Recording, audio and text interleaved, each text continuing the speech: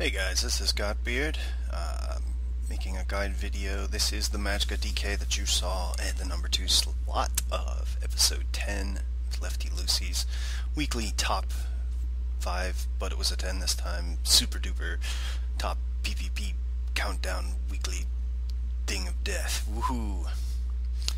So this is my guide video. I'm going to try to shoot through the info pretty quickly. I'm told I'm long-winded, and I'm going to be fighting that the whole video. I tried this before and I ended up with like 2 hours of footage, so that's unacceptable. You won't watch that. I'm going to try to get through it a lot faster this time. So let's start out with itemization. So let's see here.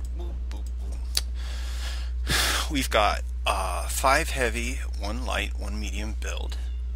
Our gear sets are Engi Guardian times 2, Kagranax times 5 in the lower slots, 3 willpower. I've gone with Magicka cost reduction. The reason for that is that the 5 heavy of the build leaves us with 2 smaller regions to benefit. We don't have enough region increase, in my opinion, to benefit from Magicka region enchantments. That's just me. And I feel like for the stat sustain method we can't really afford the spell power, although you're welcome to try it. Then on my main bar I have a sword and shield of agility. Then on my off bar I have a sword shield of endurance. The reason I went with this over something more offensive like a Torogs or something is that it's a raw statage build. I've triggered undaunted passives, racial passives, tri-stat enchants, all to just try to raise my stats as best I can. And the stamina and a half enchantment on my main bar really helps my Earthen Heart spam to get stam abilities, and my usual ultimate, Invigorating Swarm, or Devouring Swarm, sorry, for more stam return when I pop my ultimates. Then on my off bar I have a lot of missing health based heals, so spiking my max health by a set and a half whenever I weapon swap to hit those raises the power of the heal effectively. So that's why I went with those choices. As for traits, this is really just something that you need to decide for yourself, like what you want your traits to be, and I'll break it down for you really easily too. Essentially find out, are you a soloist or a group player? If you're a soloist, when you run into combat, do you have trouble staying alive or killing people? If you have trouble staying alive, choose defensive traits. If you have trouble killing people, choose offensive traits. If you feel it's a mix, mix them. Or you choose traits that sort of hybrid between offense and defense, like infused. If you run in a group, does your group have a lot of heal support? If so, go more offense. Does your group require a tanky member who needs to peel for the squishier members? They have plenty of damage, they don't need your damage. In that case, go defensive.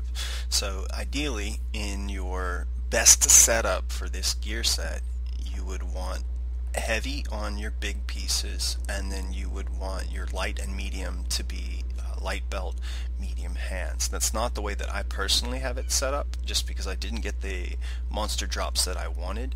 I got infused trait drops. You can see here this one's not even B16. That is perfectly fine. Traits are not as important as you think they are, and having your heavy armor in the perfect slots is not as important as you think it is.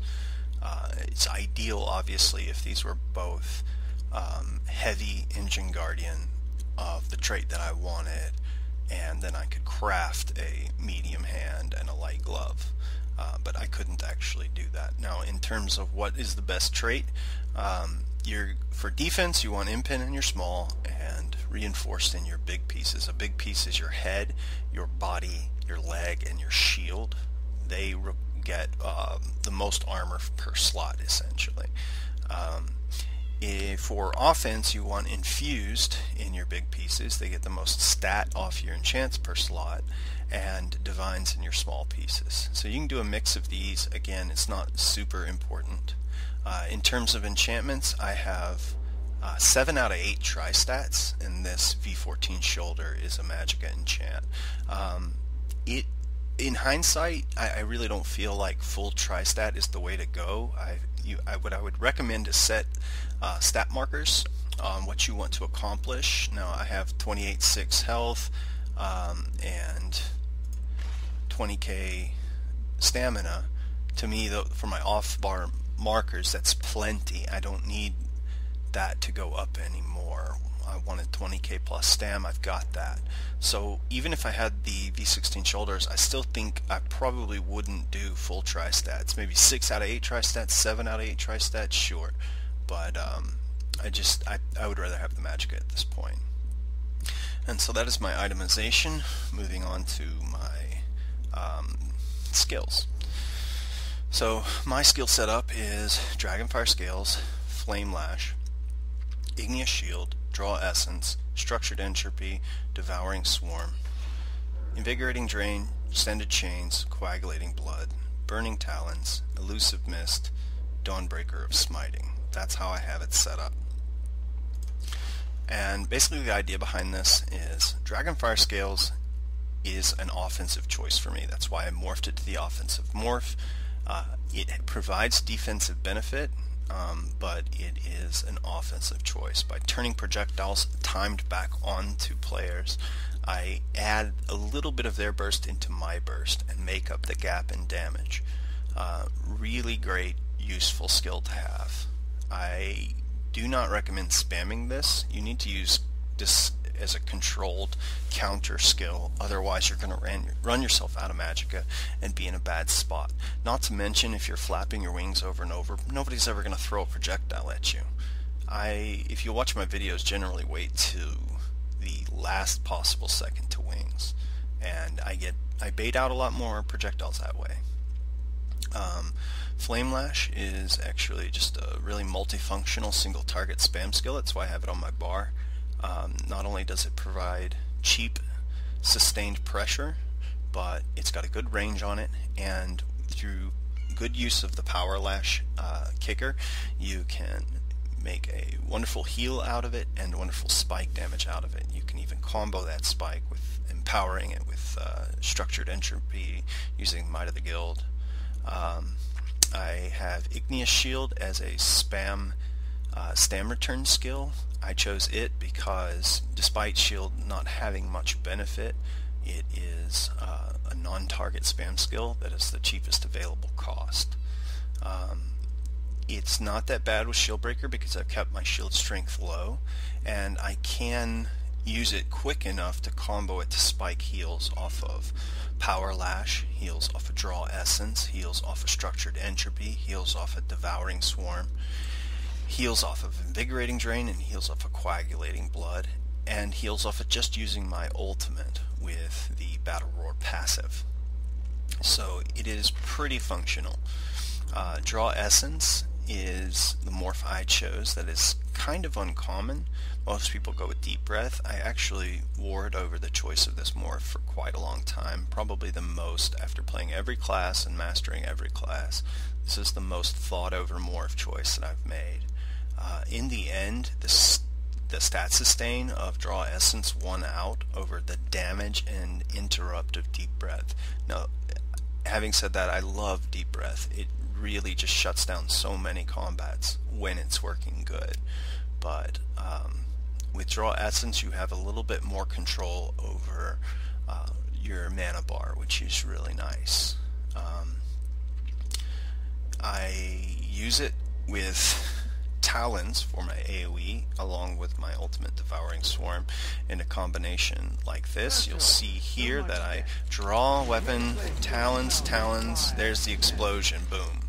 Well, I guess I need a monster to show you, but on the second Talons the explosion happens. That provides some nice spike damage, which I like. Moving on, Structured Entropy it's there for the passive support of statage. 8% health is huge. You also get 2% max Magicka and 2% Magicka regen for having it loaded. It provides you with a way to get major sorcery. If spammed, it's actually a really good heal at the exchange of Magicka and will proc a lot of your Engine Guardians. So it's a multifunctional skill that empowers your next movement. You can Structured Entropy, weapon swap, Dawnbreaker, weapon swap, for instance. I think I even do that in one of my videos. It's a very good skill to have. Swarm. It's our expensive ult, and you can see it's only 158, so our expensive ult is cheap, but we use it for stat sustain along with Battle Roar. We use it for some damage pressure alleviation through the heal that you're receiving. It can combo well with Igneous Shield to raise the heal that we receive. It's just overall a pretty good defensive slash offensive ultimate. And moving to the next bar, we have Dawnbreaker of Smiting. We chose this over Take Flight because binds counter Take Flight, and we are often just permabound. So that's why I made this choice. Plus the spike is very similar, and you get even more spike against vampires. Good range, low cost. This is your oh crap, I need stats, but I still want to use my ult. Then we have Mist Form. Mist Form is again a multifunctional skill. You'll see the theme going on here. Most of my skills are multifunctional. You can use multiple different ways and combo multiple different ways with my other skills.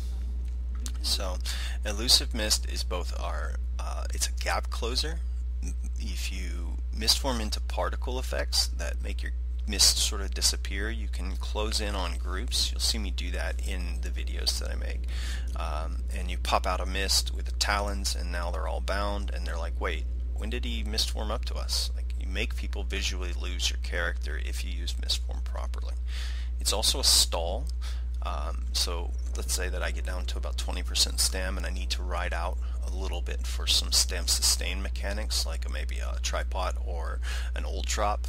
I can go into mist form and I will slow down the incoming damage to my red bar, and I'm not spending anything for it. No, I'm not regaining Magicka because it shut off my Magicka regen, but you know, that's not necessarily important. I am, however, getting stam regen while I'm stalling out here. And while I'm doing this, I can also take the first action out of mist form to be coagulating blood, which generally is considered a no run skill on your bar. It's too expensive, too small of a heal. You have to make yourself extremely at risk to get the best heal out of it. But when used with mist form, first thing out of mist form is the coagulating blood. You're left with an 8% healing received buff that combos so well with the rest of your heals for 23 seconds.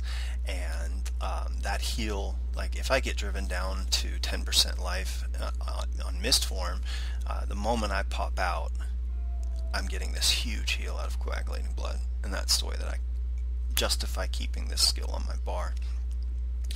I have Talons comboed with Chains on the same bar, and Talons is also a weapon swap cancel away from Draw Essence, so there's the synergies there in that skill.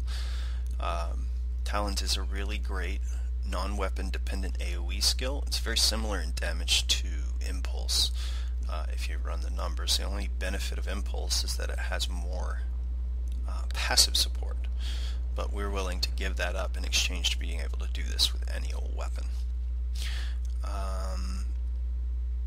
Invigorating Drain is actually a skill that I preferred before the patch. Everybody says they buffed it. I actually liked it before. This 150% stam return based off the damage done was huge stam return, and the only problem with it was you couldn't do it on CC immune or blocking targets, but it comboed exceptionally well if you were capable of monitoring CC immunity and blocking targets.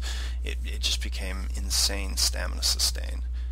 But you know, probably for balance purposes, it's good that they changed it to this way.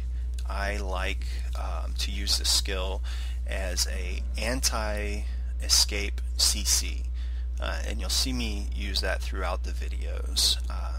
You can pop this on somebody to artificially increase your ult gen. You can pop it on somebody to get decent sustained damage on them for low stats, so you can keep pressure on them. You can pop this on somebody for the heal, but the heal's not really the best part of it. It's kind of a dysfunctional heal. The best way to use this for CC is to animation cancel it so that the beam never actually shows up. This will generally delay people's reaction time, giving you a little bit more benefit out of it. So I really like this skill. It's sort of like one of my personal favorites. Moving on to like my real personal favorite, extended chains. This skill is my favorite DK skill. I see a lot of forums that make me cringe about how they want to fix chains, and I just, no, please don't. Like, chains is why I play a DK at all, or why I'm still playing DK. I have so much fun with extended chains. I am a main Siphoning Nightblade. I am one of the first Siphoning Nightblade tanks, and probably one of the last. I play Steals Away Blood on the regular. He's still what I consider to be my main character. Most practiced, most comfortable with. But he doesn't have extended chains. That's how much I love this skill. I play DK just to yoink people with chains. So here's why I like it. Yeah, people went out after the change and were like, oh, chains is terrible, it keeps pulling me out of position. But if you take the time to sort of get used to it and master the chain snipes from long range, master actually, squinting a little and finding out, is somebody really CC immune? Keeping track of multiple players' CC immunity at the same time is clutch towards being able to use chains effectively. And maybe that's a real difficult thing to do, but who cares? Just practice it. The end result is worth it, I promise you. Chains is amazing once you master it.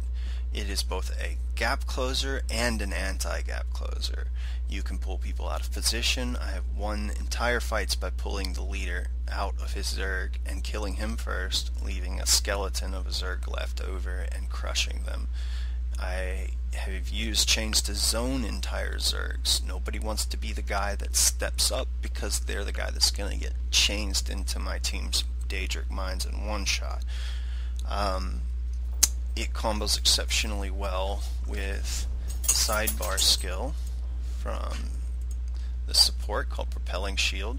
You can pop this up, animation cancel the effect, and shoot out long range chains against people who are really testing the borders of your chain and staying out of reach. You can use it for cross elevation travel, kind of like you would use ambush. Some gap closers like shield charge and crit rush, they really don't like elevation changes, but chains, it can get a little glitchy and say like, oh, I can't pull our guys too high, but very, very rarely for me. Most of the time it acts just like ambush, and I can jump up ledges and back down ledges just by paying attention and sometimes controlling the CC immunity of my targets. And that is everything except for CP. So that's a rundown on why I run what I run. Let's move on to CP. I'm just going to go through how I allocated it, and then I'll go back through really quickly and say why. So all these things that I've only put 10 points in and 20 points in, I'm just trying to efficiently spread my points. I found that all these things are valuable. Thick skin counters, biting jabs, flat poison, disease, magic resistance, and flame frost shock resistance, very good. Quick recovery, combos with my heal kit. This is where I've overinvested. Now, generally, the reason I overinvested is because I feel like this particular star is important to the build. Lowering resistance, or putting points in resistance, essentially lowers the ceiling of spike, and as a tank I don't ever want damage coming in unpredictable ways, so that's why I've invested so many points in resistance. I want not necessarily to have the best mitigation, but the best ceiling mitigation, so I want the highs to be lower. I don't really care if the lows are also lower. The closer I can get my low damage to my high damage, the more predictable it is, and that's why I've overinvested in resistance. Block expertise, because I don't have a lot of flat block reduction in this build, so they're not warring with each other, which means I get pretty good efficiency out of percentage block reduction, especially with the sword board and the heavy. And then also I wanted to trigger shield expert. I don't really want to trigger reinforced, so even if I had the points to spend up to 120, I'd probably only spend up to 119, just because this passive is absolutely terrible. It's terrible. I mean, this should be a 10-point passive, not a 120-point passive. It's a joke. 627 shield every 10 seconds to block. Are you kidding me, Zoss? Like this, what is this doing here?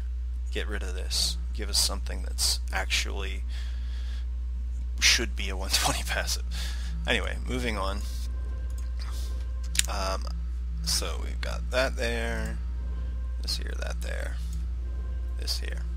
Okay, so why did I overinvest in Tumbling? Essentially, Treasure Hunter makes me way too much money, so I felt it was worth it. And out of these 4 trees in my particular kit, Tumbling has the most benefit.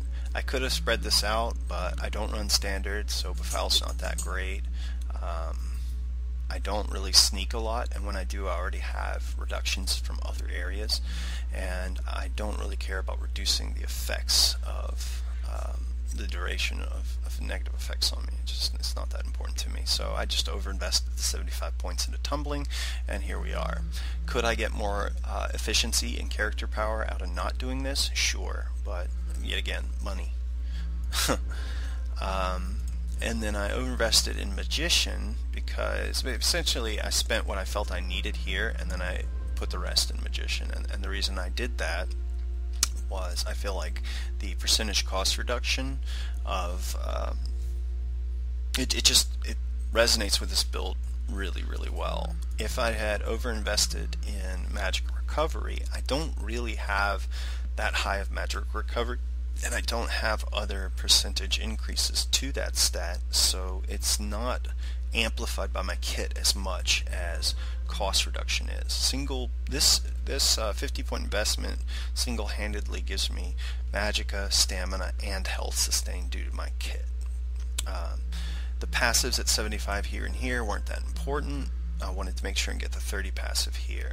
I had some leftover points. I put them in Mooncalf, and the reason for that is to have a slightly stronger regen when I'm stalling out in Mist form. So that's that. Here I went nothing in the middle tree.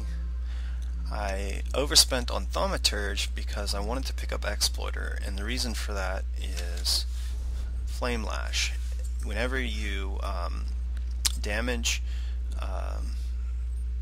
and set immobile or stunned enemies, if your target is stunned or immobile when you flame whip them, you will set them off balance. That status effect will trigger the next time you whip a Power Lash, which deals a higher ratioed whip damage and heals you for a large amount. This one CP passive here, Exploiter, since your first whip puts him off balance, it will actually give a 10% damage increase on your Power Lash whip, your higher damage whip. If you combo that with an Empower, you're getting 30% bonus damage on that whip, this higher ratioed whip. That's exceptionally powerful, and I felt it was worth picking up. It really is just sort of a natural way that the DK kit fits into the CP system. So moving on, that's why that's there. Once I picked up that passive, I was free to spend points here. I had 2 points left over. I just put them in Spell Erosion because it's the less effective of the 4 stars, and then I made sure to put 10 points into everything else, just to get some my 5% basically. Then the leftover I put into Elemental Expert because a lot of DK's damage is elemental based. I'm not able to pick up Arcane Well, but I don't think it's that important for this build. It's certainly nice to have, but not that important. Anyway, that is my DK build for this current patch. What are we on? 1.7, 1.8? Orc Cinnamobun patch? Yeah. If you come back here like 10 years from now, it's the Orc Cinnamobun patch. Orc Cinnamobun patch. And that's my Magicka DK. Gotcha down wrong. I'm Godbeard. I hope you enjoyed this guide video. Subscribe and like and all that stuff. And I'll see you guys around.